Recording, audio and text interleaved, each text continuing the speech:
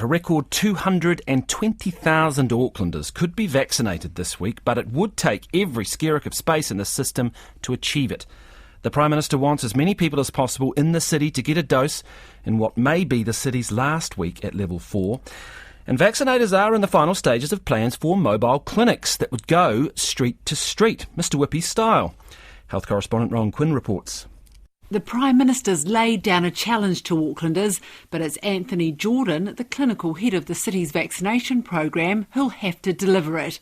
He says he'd like to break records. Last week we did almost 180,000, and the week before that we did over 190,000.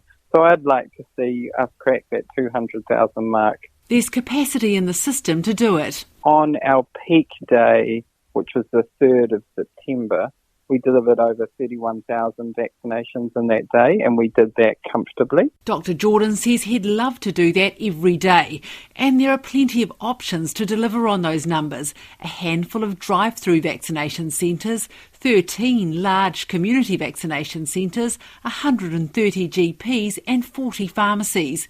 They'll all have to be cranking to get the job done. 1 million Aucklanders have had at least one Pfizer dose. Local GP Api Talemaitonga says now is the perfect time to get everyone protected. While we're in level 4, there's no schools open. Most of us are working from home. You haven't got other things to kind of do in the city or elsewhere. Go and get vaccinated. He says the Tongan drive-through that vaccinated nearly 4,000 people last weekend is a fantastic example of what works. He wants Anthony Jordan's team to be proactive about reaching everyone, and he knows exactly what that should look like. There's just vans driving into communities with the vaccines, going down streets, going down cul-de-sacs. We really need to, pull out all stops. And that's what he's going to get.